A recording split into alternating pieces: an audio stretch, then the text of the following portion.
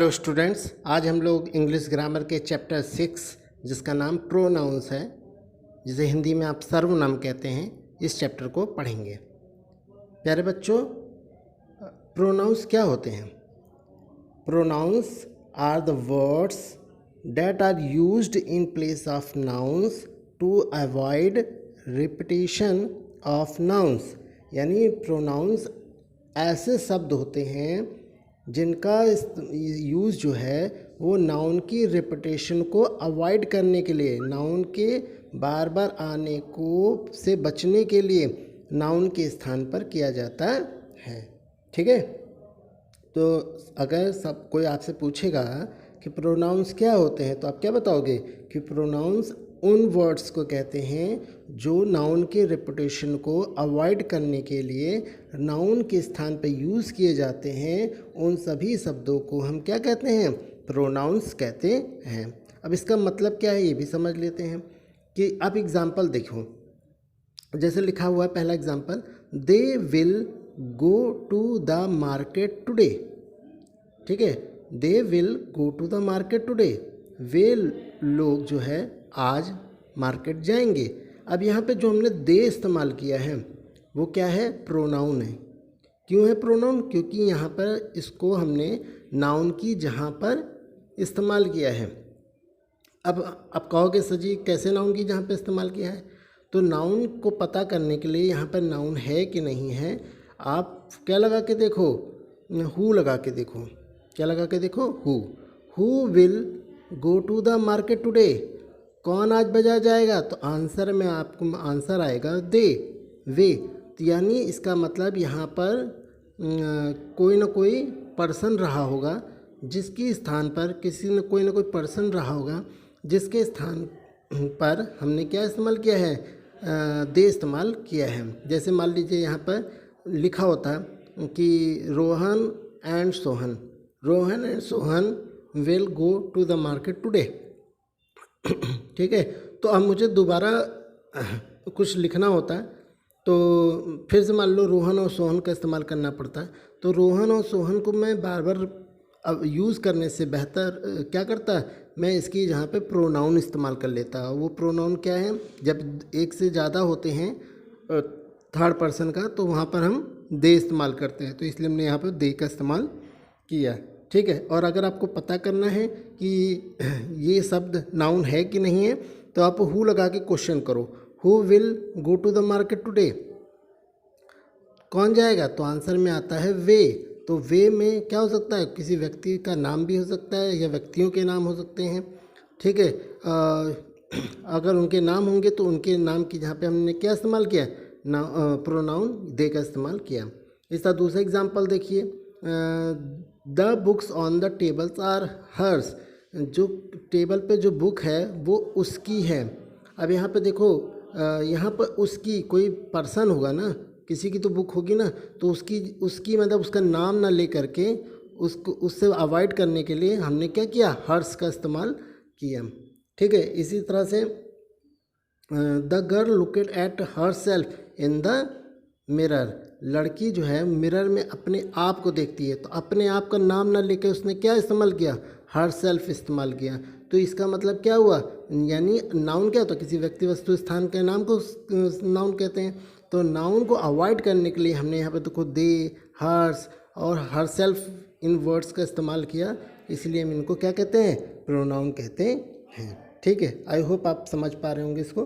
ठीक है, अब जानते हैं कि प्रोनाउन के प्रकार क्या होते हैं। बेटा नाउन में भी कई तरह के प्रोनाउन में भी कई तरह के प्रोनाउन वर्ड्स होते हैं। तो इसलिए हमने क्या किया? उन प्रोनाउन वर्ड को भी हमने अलग अलग वर्गों में बांट दिया। ठीक है, इस तरह से जो प्रोनाउन होते हैं वो कुल मिलाकर के 6, यहाँ पे आपके चैप्टर में 6 प्रोनाउंस के बारे में बताया गया है। ठीक है, यानी हमने प्रोनाउन को 6 वर्गों में क्लासेस में बांट दिया है। ठीक है, और ये पहला क्लास है हमारा पर्सनल प्रोनाउन। क्या है बच्चों?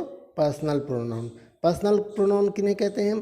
Personal pronoun are used in place of a person और ए थिंग। ठीक है, जब किसी व्यक्ति या वस्तु का नाम आए तो उस नाम की जहाँ पर हम क्या करते हैं, जो प्रोनाउन यूज़ करते हैं उसको हम पर्सनल प्रोनाउन कहते हैं। जैसे आप एग्जांपल देखिए, he is singing A sweet song, वह एक मीठा गाना गा रही है। तो मैंने वह यानी कोई थर्ड पर्सन है, कोई तीसरे आदमी की बात कर रहे हैं, हमने उसका नाम नहीं लिया, लेकिन हमने उसके नाम की जगह पे क्या इस्तेमाल कर लिया, ही इस्तेमाल कर लिया।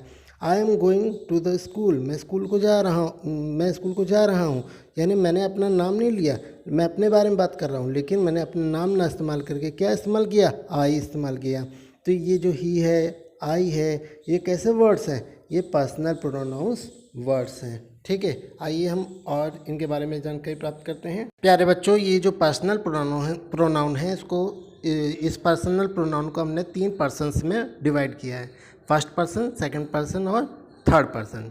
आप देखोगे कि जनरली जब हम बात करते हैं तो या तो हम अपने बारे में बात करते हैं, या तो हम जिससे बात कर रहे होते हैं उसके बारे में बात करते हैं, या फिर मैं और जिससे हम बात कर रहे होते हैं, हम दोनों मिलकर किसी तीसरे व्यक्ति के बारे में बात कर रहे होते हैं। जैसे मैं आपसे बात कर रहा हूँ तो मैं फर्स्ट पर्सन हो गया, और आपसे बात कर रहा हूँ तो आप सेकंड पर्सन हो गए, और अगर मैं आपसे किसी तीसरे आदमी की बात करूँ तो वो थर्ड पर्सन हो जाएगा। ठीक है, तो इस तरह से हमने पर्सनल प्रोनाउन को फर्स्ट पर्सन, सेकेंड पर्सन और थर्ड पर्सन में बांटा है। तो फर्स्ट पर्सन में जैसे कि मैं अपने बारे में बात करूँ तो फर्स्ट पर्सन में मैं आता हूँ। ठीक है, तो उसमें कौन कौन रखा गया है, आई और वी रखा गया है फर्स्ट पर्सन में। ठीक है, लेकिन अगर आप फर्स्ट पर्सन का इस्तेमाल ऑब्जेक्ट के रूप में करोगे तो वहाँ पे आई का मी हो जाएगा, वी का अस हो जाएगा। लेकिन अगर आप पोसेसन शो करोगे तो वहाँ पर जो है अधिकार दिखाना चाहोगे तो वहाँ पर हम क्या करेंगे, माई का इस्तेमाल करेंगे और आवर का इस्तेमाल करेंगे वी के लिए। ठीक है, इसी तरह से अगर हमें सेकंड पर्सन का मतलब हो कि आप हो गए, जैसे मैं बोल रहा हूँ मैं फर्स्ट पर्सन हूँ और आप सेकंड पर्सन हो गए, तो अगर मैं सेकंड पर्सन के लिए प्रोनाउन इस्तेमाल करूँगा तो उसके लिए मैं यू इस्तेमाल करूँगा। ठीक है, और पोसेशन के लिए, अधिकार दिखाने के लिए मैं योर का इस्तेमाल करूँगा। इसी तरह से थर्ड पर्सन में, जैसे मैं आपसे किसी तीसरे व्यक्ति के बारे में बात करूं तो वो थर्ड पर्सन हो गया। अब वो एक भी हो सकता है, एक से ज़्यादा भी हो सकता है। तो अगर एक है तो लड़के के लिए ही और लड़की के लिए शी, और एक से ज़्यादा है तो दे हो जाएगा। ठीक है, ऑब्जेक्ट में अगर यही पर्सन इस्तेमाल हो थर्ड पर्सन तो वहाँ ही के लिए हिम, सी के लिए हर और दे के लिए दैम हो जाएगा। लेकिन अगर पोसेशन, अधिकार दिखाना हो किसी वस्तु पे, किसी चीज़ पे या किसी व्यक्ति पे, तो वहाँ पर हम हिज, ही के लिए हिज, सी के लिए हर और दे के लिए दियर का इस्तेमाल करते हैं। इसके अलावा इट भी होता है, इट के लिए हम इट्स इस्तेमाल करते हैं। ठीक है, इट जो होता है वो जनरली जानवरों को, पक्षियों को या छोटे बच्चों को रिप्रेजेंट करने के लिए इस्तेमाल किया जाता है। तो इस तरह से बेटा हम लोगों ने पर्सनल प्रोनाउन को 3 पर्सन में डिवाइड किया है, फर्स्ट पर्सन, सेकंड पर्सन और थर्ड पर्सन। आई होप आपको समझ में आ गया होगा। ठीक है प्यारे बच्चों, अब हमारा अगला जो प्रोनाउन है वो है पोसेसिव प्रोनाउन। पोसेसिव प्रोनाउन क्या होता है? Possessive pronoun refers to possession, ownership और बिलोंगिंगनेस। जो पोसेसिव प्रोनाउन होता है बच्चों, वो क्या करता है, वो किसी भी जो मतलब कोई नाउन जो होता है ना, उसके ऊपर हमारे अधिकार को, हमारे बिलोंगिंग, हमारे संबंध को, ये सब दिखाने का काम करता है। तो इन सब को दिखाने के लिए जिन प्रोनाउन का इस्तेमाल करते हैं हम उन्हें हम पोसेसिव प्रोनाउन कहते हैं। जैसे आप ये क्लाउड में देख रहे होंगे, mine, ours, his, hers, yours, its, theirs, ये सब क्या हैं? पोसेसिव प्रोनाउंस हैं। ठीक है, एग्जाम्पल के माध्यम से आप समझ सकते हो। The bike is his and the scooter is mine, यानी जो बाइक है ये उसकी है एंड स्कूटर जो है वो मेरा है, यानी बाइक पर उसका ही अधिकार है और स्कूटर पर मेरा अधिकार है। तो यहाँ पर पोसेशन को यानी अधिकार को दिखाने के लिए हमने हिज और माइन का इस्तेमाल किया। इसी तरह से आप एक बुक देख सकते हो, एग्जाम्पल पोसेसिव प्रोनाउन का आप सेकंड एग्जाम्पल दे सकते हो। दीज बुक्स आर दियर्स, ये किताबें उनकी हैं। यहाँ पर किताबें उनकी ही हैं, इसको शो करने के लिए हम किसका इस्तेमाल करें, यानी नाउन की ही हैं। इसको शो करने के लिए हम किसका इस्तेमाल कर रहे हैं बच्चों? हम जो है वो पोसेसिव प्रोनाउन का इस्तेमाल कर रहे हैं। तो इसलिए यहाँ पर दियर्स जो है वो पोसेसिव प्रोनाउन का काम कर रहा है। ठीक है, तो जब हम नाउन के लिए ही नाउन के स्थान के लिए नाउन पर अपने अधिकार को शो करने के लिए जो है जिस प्रोनाउन का इस्तेमाल करते हैं उसे हम पोसेसिव प्रोनाउन कहते हैं। अब हमारा जो तीसरा प्रोनाउन है उसे बोलते हैं रिफ्लेक्सिव प्रोनाउन। ये क्या होता है बच्चों? Reflexive pronoun are those pronoun in which the action done by the subject reflect upon it. यहाँ पे कहने का मतलब है कि जो रिफ्लेक्सिव प्रोनाउन होते हैं वे ऐसे प्रोनाउन वर्ड्स होते हैं जो सब्जेक्ट द्वारा जो किया हुआ काम होता है उसके स्वयं के असर स्वयं पर, मतलब खुद ही कर रहा है और खुद ही उसी पर उसका असर पड़ रहा है, यानी खुद ही वो सब्जेक्ट है और खुद ही ऑब्जेक्ट है। ठीक है, तो वहाँ पर उसको शो करने के लिए, यानी सब्जेक्ट कर रहा है उसी का उस पर असर पड़ रहा है, उसको शो करने के लिए हम रिफ्लेक्सिव प्रोनाउन का काम इस्तेमाल करते हैं। अच्छा, ये जो रिफ्लेक्सिव प्रोनाउन होता है ये पर्सनल प्रोनाउन पे सेल्फ और सेल्फलेस को जोड़ के बनाया जाता है। जैसे आप ये क्लाउड में देखिए, हर में सेल्फ जोड़ के हर सेल्फ बनाया और देम में जोड़ के देम सेल्फ बनाया। ठीक है, एग्जाम्पल के माध्यम से समझ लेते हैं। जैसे Lipika is doing her homework her self. Lipika अपना काम स्वयं कर रही है। तो यहाँ पे देखो लिपिका जो है ना वो करने वाली भी है और करने का जो असर हो रहा है वो उसी के ऊपर हो रहा है, यानी उसको थकावट, उसको लिखने में जो टाइम वेस्ट लग रहा है वो सारा जो है उसी के ऊपर असर हो रहा है। तो यानी सब्जेक्ट भी वही है, ऑब्जेक्ट भी वही है। तो इसके लिए हम क्या करते हैं, मतलब रिफ्लेक्ट हो रहा है उस पर, काम जो कर रहा है उसी का असर उस पर स्वयं पे पड़ रहा है, तो उसे वहाँ शो करने के लिए हम क्या करते हैं, रिफ्लेक्सिव प्रोनाउन का इस्तेमाल करते हैं हम। ठीक है, अब रिलेटिव प्रोनाउन जान लेते क्या होते हैं।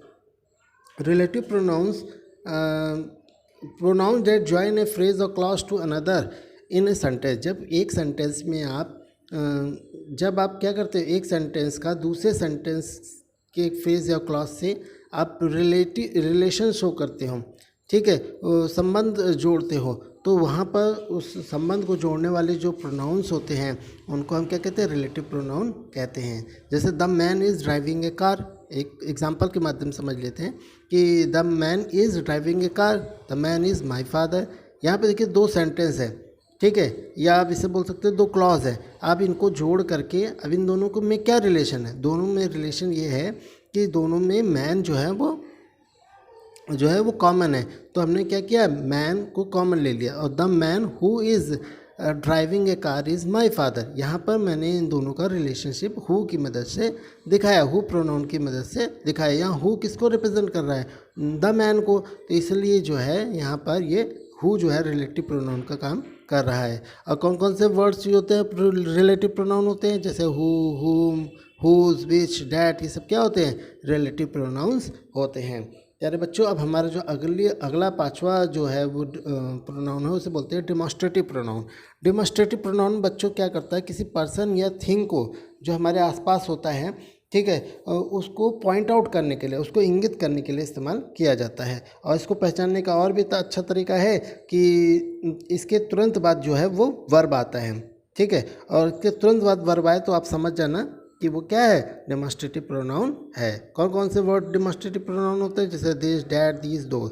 अब इसमें दिस और दीज जो होता है वो पास की वस्तु के लिए, पास की किसी वस्तु को पॉइंट आउट करने के लिए, और डैट और दोज दूर की वस्तु को पॉइंट आउट करने के लिए इस्तेमाल होता है। अब जैसे मेरे पास बगल में कुत्ता खड़ा है तो मैं क्या बोलूँगा, मुझे बताना होगा तुम्हें, तो मैं कहूँगा this is a black dog, ये काला कुत्ता है। किसी बात काली चीज़ को दिखाना होगा तो मैं कहूँगा this is a black dog, ठीक है। तो इस तरह से हमारा ये जो डेमोन्स्ट्रेटिव प्रोनाउन होता है वो भी यहाँ पे ख़त्म होता है। अब हमारा अगला जो प्रोनाउन है वो क्या है प्यारे बच्चों, वो है इंट्रोगेटिव प्रोनाउन। आइए उसको भी देख लेते हैं। प्यारे बच्चों, अब हमारा अगला प्रोनाउन जो है वो इंट्रोगेटिव प्रोनाउन है। इंट्रोगेटिव प्रोनाउन क्या करता है, interrogative pronoun are those pronouns that are used to ask question and are usually placed before a verb, ठीक है। जो इंट्रोगेटिव प्रोनाउन होते हैं प्यारे बच्चों, वो क्या करते हैं, वो क्वेश्चन को पूछने का काम करते हैं, ठीक है, और and are usually placed before a verb, और इनको हमेशा वर्ब के पहले इस्तेमाल किया जाता है। सबसे बड़ी पहचान यही है इनकी कि जो इंट्रोगेटिव प्रोनाउन होते हैं उनके जस्ट बाद में क्या आता है, वर्ब आता है, या वर्ब के जस्ट पहले जो है वो इंट्रोगेटिव प्रोनाउन होता है। अगर वर्ब के जस्ट बाद में क्या आ जाए, नाउन आ जाए, तो वो इंट्रोगेटिव प्रोनाउन नहीं होगा, वो इंट्रोगेटिव एडजेक्टिव हो जाएगा। समझ में आया ना। तो ये याद रखना कि इंट्रोगेटिव प्रोनाउन का इस्तेमाल हम लोग वे प्रोनाउंस होते हैं जिनका इस्तेमाल हम क्वेश्चन पूछने के लिए इस्तेमाल करते हैं। जैसे कौन होता है, जैसे वाट, हु, हुम, विच, ये सब क्या होते हैं, इंट्रोगेटिव प्रोनाउन होते हैं। जैसे who is going to sing a song, गाना गाने के लिए कौन जा रहा है, तो यहाँ पे देखिए मैंने क्वेश्चन किया तो यहाँ पे हु का इस्तेमाल हम कर रहे हैं। Is the which is Shanti jeans, Shanti की जीन्स कौन सी है, तो यहाँ पे देखिए हम शांति की जीन्स पूछने के लिए विच का इस्तेमाल कर रहे हैं, किसी वस्तु का इस्तेमाल कर रहे हैं, है ना। तो जब हम ऐसा करते हैं तो उसे हम ऐसे मतलब क्वेश्चन करने के लिए हम जो है इंट्रोगेटिव प्रोनाउन का इस्तेमाल करते हैं। ठीक है, अब ये चैप्टर यहीं पे समाप्त होता है। आप सभी लोग अब इसको घर पे थोड़ा रिवाइज़ कीजिएगा और फिर जो है इसका एक्सरसाइज करने की कोशिश कीजिएगा। बहुत बहुत धन्यवाद।